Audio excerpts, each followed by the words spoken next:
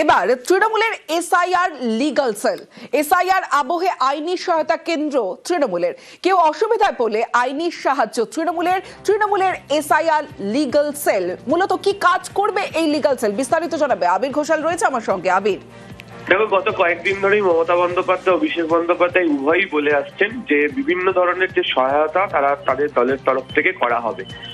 বিহারের ঘটনার প্রেক্ষিতে মনে করা হচ্ছে যে বহু জায়গাতে বহু মানুষ তাদের আইনি সাহায্যের প্রয়োজন পড়বে। সেই পরিস্থিতিতে দাঁড়িয়ে তাদেরকে সাহায্য করার জন্য প্রত্যেক জেলাতে আগামী 11 তারিখ থেকে 20 তারিখ পর্যন্ত সভা করতে চলেছে তৃণমূল কংগ্রেস, এবং সেখানে যার যে ধরনের সমস্যা হবে তারা তাদের কাছে আসবেন এবং ভবিষ্যতেও কি ধরনের সমস্যার প্রয়োজন হলে তাদেরকে কি ধরনের সাহায্য করতে পারা যাবে সেই বিষয়টি দেখা হবে।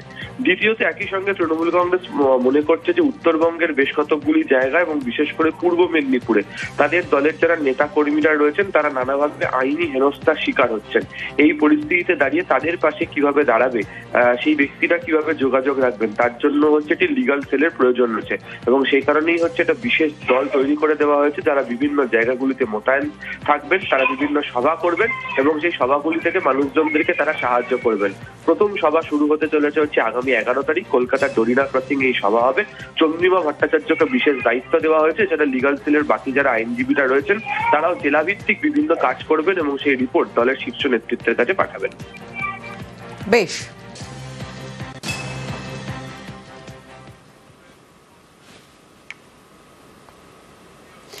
এসআইআর নিয়ে মমতা বন্দ্যোপাধ্যায়ের মতুয়া বার্তার দিনই মতুয়া ঠাকুরবাড়িতে নতুন সংগঠনের প্রধান উপদেষ্টা মণ্ডলীতে শুভেন্দু অধিকারী। এবার বিজেপি বিধায়ক ও বিজেপি সাংসদদের আলাদা সংগঠন। এসআইআর নিয়ে মমতা বন্দ্যোপাধ্যায়ের মতুয়া বার্তার দিনই মতুয়া ঠাকুরবাড়িতে নতুন সংগঠন, শান্তনু সংগঠন থেকে বেরিয়ে এলেন সুব্রত। আর ঠাকুরবাড়িতে এবার দাদা ভাইয়ের আলাদা সংগঠন।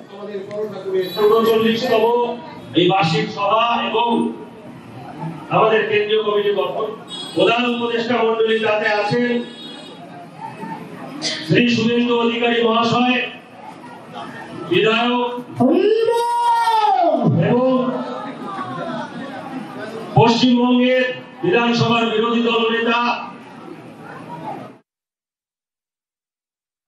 এই ঠাকুর বাড়িতে যারা আছি আমরা সকলের সংগঠন করা তাদের মানে ব্যক্তিগত অধিকার আছে। সংগঠন করে নিজের অস্তিত্ব প্রমাণ করাতে হয় অ্যাকচুয়ালি। এখন কেউ যদি নেতৃত্ব দিয়ে মতুয়াদের কাছে নিয়ে পরিচালনা করে তাতে দোষ নেই তো কোনো। মতুয়ারা কোনোদিনই দ্বিধাবিভক্ত নয় সংগঠন নিয়ে। সে সংগঠন করে স্ট্রংলি সে উঠে আসুক। আমি চাই, যখন আমরা একসাথে সংগঠন করেছি তিনি মহাসংঘাধিপতি ছিলেন। এখন সংগঠন উনি যদি আলাদা করে করেন তাহলে উনি ওনার ডেজিগনেশন বেছে নেবেন, কি হবেন না হবেন। একদম শুভকামনা আছে। এটা তো ঠাকুরবাড়ির ব্যাপার, নতুন কিছু না, সেইটারই মানে নতুন করে আবার শুরু হচ্ছে। তা আমার দুই ছেলেই আমার কাছে সমান, এতে তো কোনো তফাৎ নেই। দুই ছেলের দিকেই আছি, সবসময় আছি। কোনো দিকে আলাদা দুটো মতো মহাসংঘ না, মতো মহাসংঘ একই, যে যার ইয়েভাবে করতে পারে সেভাবে করছে। একই সঙ্গে আছে, একই কমিটি, একই রেজিস্ট্রেশন নাম্বার। আমি দুই ছেলেকেই সমর্থন করি। মতুয়া মহাসংঘ একটাই। আমাদের যারা বিধায়ক এবং এলওপি আছে উপদেষ্টা কমিটিতে রয়েছে, উনিও আছেন উপদেষ্টা কমিটিতে। আমাদের যেখানেই ডাকে, কালকে যদি ঠাকুর মশাইও ডাকেন আমাদের ছোট ঠাকুর, আমরা কালকে চলে আসবো। আমাদের যেখানে ডাকবে আমরা সেখানেই যাব। আমাদের মধ্যে কোনো ভাগাভাগি নেই। মতুয়াদের ভালোবাসি, ঠাকুরবাড়ি ভালোবাসি, যে ডাকে তার ডাকে আসি। এগুলো তো হচ্ছে ভাগ বটরার প্রবলেম, রাজনৈতিক ক্ষমতায়ন, অর্থনৈতিক ক্ষমতায়ন। কারণ ঠাকুরবাড়ির ক্ষমতা এবং রাজনৈতিক ক্ষমতা কার হাতে থাকবে সেটাই নেই তো মূল লড়াইটা এবং দ্বন্দ্বটা। এই ভাইয়ের মধ্যে কার হাতে ঠাকুরবাড়ি নিয়ন্ত্রণে থাকবে এবং বিজেপিটা কার কথায় কাকে বেশি গুরুত্ব দেবে, সেটা নিয়েই মূলত ক্ষমতার একটা লড়াই থেকেই হয়েছে। বিধায়কের দুই রাজ্যের ভোটার কার্ড বিতর্কে জামুরিয়ার বিধায়ক হরে রাম সিং। বিধায়কের পশ্চিমবঙ্গ ও উত্তরপ্রদেশের ভোটার কার্ড, বিধায়কের দুই রাজ্যের ভোটার কার্ড বিতর্কে জামুরিয়ার বিধায়ক হরে রাম সিং। আর এই যে দু জায়গায় বিধায়কের ভোটার কার্ড, পশ্চিমবঙ্গ উত্তরপ্রদেশের ভোটার কার্ড, তাণ্ডবেশ্বরের বিধানসভার ভোটার লিস্টে নামও রয়েছে। আর এই গোটা বিষয়টি নিয়ে হরেরাম সিং এর কি বক্তব্য, বিস্তারিত জানাবে আমার সঙ্গে দীপক রয়েছে। দীপক, দেখো, এই বিষয় নিয়ে বিধায়ক হারেরাম সিং এর সঙ্গে কথা বললে তিনি জানিয়েছেন নির্বাচন কমিশনের কাছে অভিযোগ জমা পড়েছে, নির্বাচন কমিশনই গোটা বিষয়টি দেখবেন। যদিও এখনো কিন্তু সে পুরোপুরি ভাবে স্বীকার করেননি কি যে 2 ভোটার কার্ড সামনে নিয়ে এসছে বিজেপির পক্ষ থেকে আনা হয়েছে, সেই 2 ভোটার কার্ডই ওনার।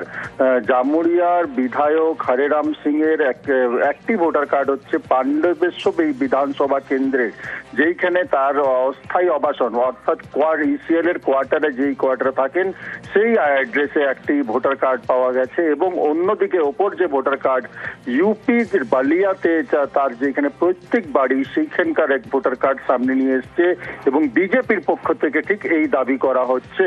যদিও এই অভিযোগ অস্বীকার করেছেন জামুরিয়ার তৃণমূল বিধায়ক হারেরাম সিং। তিনি জানিয়েছেন গোটা বিষয়টি ইলেকশন কমিশনকে জানিয়েছে বিজেপি যখন, তখন গোটা বিষয়টি ইলেকশন কমিশনই জবাব দেবে। তার ভোটার কার্ড কোথায় কোথায় আছে তার জানা নেই। তিনি বর্তমানে পাণ্ডবেশ্বর বিধানসভা এলাকায় থাকেন, সেই পাণ্ডবেশ্বর বিধানসভা এলাকার যে ভোটার কার্ড তিনি সেটাই জানেন। ইউপিতে কিভাবে তার ভোটার কার্ড এসছে এই কথা কিন্তু তার জানা নেই। বেশ, সত্যাটাকে ইলেকশন কমিশন দেখবে, আমি কি বলবো। ইলেকশন কমিশন ইনকোয়ারি করবে। এই 2টি ভোটার কার্ড কি আপনারই? ইনকোয়ারি হতে দেন না, ইলেকশন কমিশন করবে। ওটা আমি এখন কিছু বলতে পারবো না। ইলেকশন কমিশন ইনকোয়ারি করবে। আপনাকে তো বলছি কি ইলেকশন যে কমপ্লেন করেছে ইলেকশন কমিশন ইনকোয়ারি করবে। ওর বিষয়ে আমি কি বলবো বলুন তো। গোঘাটের একটি খবরের দিকে নজর রাখবো। বিএলও শিক্ষক আর লাঠি পড়াশোনা। গোঘাটের প্রাথমিক স্কুলে লেখাপড়ায় রীতিমতো সমস্যা হচ্ছে। স্কুলে 2 জন শিক্ষক নেই, অশিক্ষক কর্মীও। আর স্কুলে 2 শিক্ষকই বিএলওর দায়িত্বে। আমার সঙ্গে প্রতিনিধি শুভঙ্কর রয়েছে, কথা বলবো শুভদীপের সঙ্গে। শুভদীপ, যে বিষয়টা জানতে চাইবো যে গোঘাটের এই স্কুলে কি এই 2 জনই শিক্ষক যিনি বিএলও হয়েছেন, তাহলে এই সত্যি তো এই স্কুল চলবে কিভাবে? কতজন পড়ুয়া রয়েছে স্কুলে? দেখো প্রিয়াঙ্কা, এই মুহূর্তে এই স্কুলে গোঘাটের যে বেলে কুসমা প্রাথমিক বিদ্যালয়, এই স্কুলের 50 জন কিন্তু পড়ুয়া রয়েছে, এই মুহূর্তে পড়াশোনা করছে। কিন্তু 2 জনই মাত্র শিক্ষক, কোনো অশিক্ষক কর্মী নেই। 2 জন শিক্ষকের মধ্যে একজন প্রধান শিক্ষক এবং একজন সহশিক্ষিকা। এর ফলে পড়াশোনার যে ক্লাসের পাশাপাশি প্রধান শিক্ষকের কিন্তু বিভিন্ন স্কুলের কাজ থাকে, কিন্তু তাদের 2 জনকেই বিএলও ডিউটি দেওয়া হয়েছে। এর ফলে তারা প্রচন্ড সমস্যায় পড়েছেন, কারণ তারা বলছেন যে স্কুল তো আমাদের চালাতেই হবে, এর পাশাপাশি বিএলও ডিউটি করা বাধ্যতামূলক। আমরা সেই কারণে তারা শিক্ষকরা জানাচ্ছেন যে তারা সকালে ঘুম থেকে উঠেই কিন্তু বিএলও ডিউটিতে বেরোচ্ছেন, তারপর স্কুলের টাইমে স্কুল যাচ্ছেন, আবার স্কুল ছুটির পর কিন্তু আবার বিএলওর যে দায়িত্ব পালন করছেন তারা। এর ফলে তারা পড়াশোনার যে স্বাভাবিকভাবেই প্রভাব পড়বে সেই আশঙ্কাও করছেন অভিভাবকরা। এবং কি করে ভবিষ্যতে এই পড়াশোনা কতদিন, মানে স্কুল যতদিন এসআইআর এর এই প্রক্রিয়া চলবে, কতদিন ঠিক মতো পড়াশোনা হবে সে নিয়ে কিন্তু প্রশ্ন থেকেই যাচ্ছে। বেশ শুভদীপ, তোমার সঙ্গে আমি তমশ্রী ছিলাম। যে আমরা তো স্কুল তো করতে বাধ্য। তাছাড়া আমরা সকাল থেকে আজকে ফর্ম বিলি করেছি, আবার স্কুল টাইমে স্কুল আসছি, আবার স্কুল থেকে বাড়ি যাওয়ার পর আবার আমরা ফর্ম বিলি করবো। হ্যাঁ, এভাবেই আমাদের একটা চাপের মধ্যে তো আছি অবশ্যই। কারণ হচ্ছে যে স্কুলের কাজ করতে হচ্ছে, তাছাড়া বাড়তি একটা কাজ করতে হবে এবং এই কাজটা আমরা করতে বাধ্য। সেক্ষেত্রে তো একটা বাড়তি চাপ আছে। হ্যাঁ, 2 জনেরই নাম এসছে, 2 জনেরই বিএলওতে ডিউটি আছে। স্কুল বন্ধ করা যাবে না, কারণ ওনারা তো অন ডিউটি দেননি।